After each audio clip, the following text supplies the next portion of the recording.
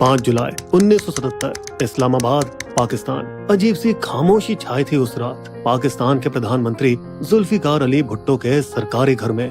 अचानक आर्मी की जीपों की गरजती हुई आवाज इस खामोशी को तोड़ते हुए आई, जिसने गार्ड्स को एक तरफ अटेंशन में खड़े होने पर मजबूर कर दिया। भुट्टो अपने 4 पोस्टर वाले आरामदायक शाही बिस्तर पर गहरी नींद में थे जब एक बुलंद आवाज ने उन्हें जगा दिया। उठिए, आपको गिरफ्तार किया जाता है। घर में नजरबंद रखे जाने के बाद उन्हें जेल में डाल दिया गया और लगभग 2 साल बाद 4 अप्रैल 1979 की सुबह उन्हें फांसी पर चढ़ा दिया गया। ठीक 45 साल बाद 9 अप्रैल 2022 की आधी रात में इतिहास फिर से खुद को दोहराता है। 36 आर्मी की गाड़ियां पाकिस्तान के प्रधानमंत्री इमरान खान के सरकारी घर के बाहर पहुंचती हैं। इमरान गहरी सोच में जाग रहे थे जब पाकिस्तानी आर्मी चीफ जनरल कमर बाजवा और ISI चीफ नदीम अंजुम उनके ड्राइंग रूम पहुंचे। कोई हाय हेलो नहीं, सीधा धमकी दे डाली। कल आपकी सरकार के खिलाफ जो नो कॉन्फिडेंस वोट है वो होने दीजिएगा। ये भी कहा जाता है कि गुस्से में बाजवा ने इमरान को थप्पड़ भी जड़ दिया था। मान जाना, नहीं तो तेरे सारे मंत्रियों को विदेशी फंड स्कैम में जेल भिजवा दूंगा। और यही वजह थी अगले दिन 10 अप्रैल 2022 को इमरान को विश्वास मत के बाद सत्ता से बाहर कर दिया गया। वो 1 साल बाद गिरफ्तार हुए और भुट्टो की तरह 2 साल जेल में हैं। इमरान फांसी से तो फिलहाल बचते रहे हैं, लेकिन सवाल ये है कब तक? बाप रे, विश्वास नहीं होता ना। 5 दशक के गैप में इन 2 पूर्व पाकिस्तानी प्रधानमंत्रियों के बीच आर्मी ने एक ही तरीके से तख्ता पलट किया। पर थोड़ा रुकिए जनाब, और भी चौंकाने वाला ड्रामा है आगे। स्तंभ है प्रचंड। 1971 की जंग और पूर्व पाकिस्तान यानी बांग्लादेश खो देने के बाद पाकिस्तान अंदर से टूट चुका था। लोग सेना से तंग आ चुके थे और पाकिस्तान पीपुल्स पार्टी के करिश्माई संस्थापक भुट्टो की ओर खींचे चले जा रहे थे, जिनकी जमीन सुधार, राष्ट्रीयकरण और संपत्ति के बांटने पर उनके समाजवादी विचार और लाहौर के मोची गेट पर अपने तगड़े भाषणों से वो बड़े बड़े जनसैलाब को जगा देते थे।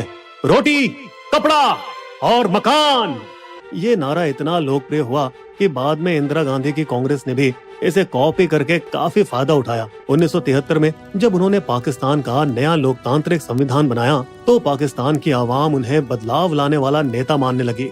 यहाँ तक कि उन्होंने पश्चिमी देशों के खिलाफ जाकर पाकिस्तान के न्यूक्लियर प्रोग्राम शुरू करने की भी हिम्मत दिखाई। हम घास खा लेंगे, भूखे रह जाएंगे, लेकिन अपने हथियार जरूर बनाएंगे।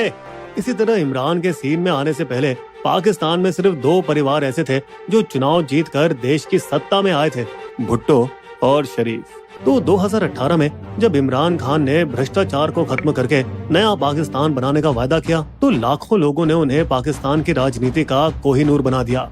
आर्मी भी इस म्यूजिकल चेयर्स के खेल से थक चुकी थी और उसने पूरी ताकत इमरान के पीछे लगा दी।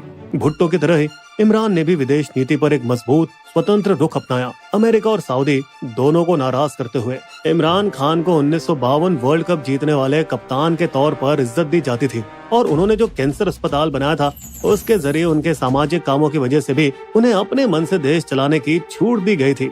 एक्ट 2, धोखा।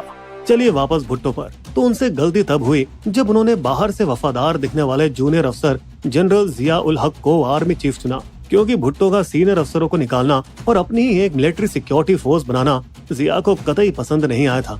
जिया पहले से ही भुट्टो की समाजवादी और सेकुलर इस्लामिक पहचान से सड़ता था और वो पाकिस्तान को एक सख्त इस्लामिक देश बनाना चाहता था। उसे मौका मिला जब भुट्टो ने फ्रांस के साथ परमाणु प्लांट की डील की और साइंटिस्ट AQ खान के साथ सीक्रेट परमाणु प्रोजेक्ट किया।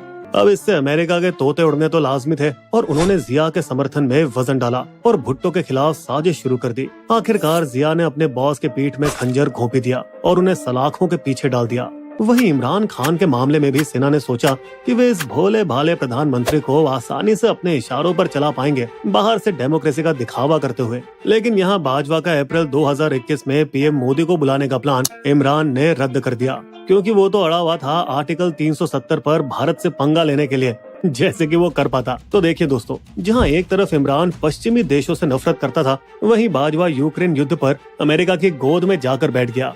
अब यहाँ घरेलू मुद्दों पर भी लड़ाई छिड़ने लगी, जैसे पाकिस्तान के ताकतवर राज्य पंजाब का CM कौन बनेगा और खासकर बाजवा के रिटायरमेंट के बाद नया ISI चीफ कौन बनेगा, क्योंकि बाजवा चाहते थे कि उनका वफादार अंजुम चीफ बने, लेकिन इमरान अपने वफादार हामिद को चीफ बनाना चाहते थे।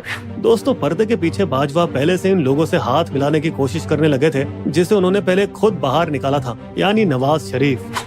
और अब तो आप जान ही गए होंगे कि कैसे ताकतवर बाजवा ने विश्वास मत के जरिए इमरान को रोक दिया और आखिरकार उसे गिरफ्तार करवा दिया। एक्ट 3 फंदा। चलिए अब चलते हैं भुट्टो के पाकिस्तान में। भुट्टो को उनके राजनीतिक दुश्मन की हत्या के आरोप में गिरफ्तार किया गया था, जो कि 3 साल पुराना केस था।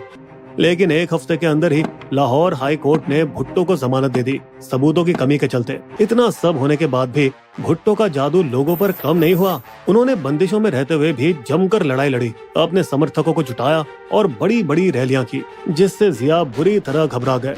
ये आजाद भुट्टो तो मेरी हुकूमत के लिए चलता फिरता कफन बन चुका है। इसलिए जमानत मिलने से सिर्फ 4 दिन बाद जिया ने भुट्टो को फिर गिरफ्तार करवा दिया, इस बार मार्शल लॉ के तहत, जहां किसी भी कोर्ट के पास उसे रिहा करने की ताकत नहीं थी। जिया ने न्यायपालिका को अपने हिसाब से चलाया और भुट्टो का केस एक ऐसे जज को दे दिया जो भुट्टो से बेहद नफरत करता था, और उसने जांच के लिए जिम्मेदार अफसरों से बंदूक की नोक पर झूठी गवाही भी दिलवाई। फैसले वाले दिन उसने भुट्टो के पक्ष वाले 9 में से 2 जजों को जानबूझकर ट्रैफिक जाम में फंसा दिया, जिससे वो समय पर कोर्ट नहीं पहुंच सके, और बचे हुए 7 जजों ने मिलकर भुट्टो को फांसी की सजा सुना दी। भुट्टो का आखिरी लेख, अगर मेरी हत्या कर दी जाए, जो उन्होंने जेल के मृत्यु कक्ष में लिखी थी, भारत में तो किताब बनकर बाहर आ चुकी है, लेकिन दोस्तों पाकिस्तान में कभी नहीं आई। लेकिन इस सब से कुछ बदला नहीं। भारत के उस समय के प्रधानमंत्री मोरारजी देसाई और बीजेपी के दिग्गज अटल बिहारी वाजपेयी ने इस पर टिप्पणी करने से साफ इनकार कर दिया। ये पाकिस्तान का आंतरिक मामला है। हालांकि उस समय विपक्ष की इंदिरा गांधी, जो खुद को सेक्युलर और समाजवादी मानती थी, उन्होंने सजा की निंदा की। भुट्टो एक साजिश का शिकार थे।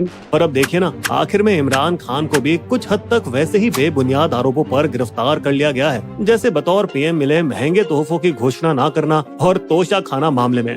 इमरान पर कथित तौर पर ऐसी महिला से शादी करने के आरोप लगे जो उनकी तीसरी पत्नी थी, जिनका तलाक नहीं हुआ था। भुट्टो की तरह ही अपनी गिरफ्तारी के बाद इमरान भी बहुत लोकप्रिय हो गए और उनके अनगिनत समर्थकों ने उन्हें सड़कों पर और सोशल मीडिया पर भी एक शिकार हुआ मसीहा बना दिया। इस ओर फौज ने अपने नुमाइंदे छोटे शरीफ शहबाज को गद्दी पर अपने प्यादे के तौर पर बैठा दिया, पर जनता में उबाल देखते हुए चालाक आर्मी ने इमरान को सिर पर बंदूक रखने जैसे समझौते पेश किए, जिनमें ये शर्तें थी: मिलिट्री के खिलाफ जाने के लिए जनता से माफी, अपनी राजनीतिक पार्टी को खत्म करना, सत्ता में मौजूद सरकार का समर्थन, जो जाहिर तौर पर सारी शर्तें इमरान ने ठुकरा दी। जिसके बाद जैसा भुट्टो के साथ हुआ था, इमरान को भी मिलिट्री ट्रायल पर डाल दिया, ये इल्जाम लगाते हुए कि उन्होंने अपने लौंडों को मिलिट्री ठिकानों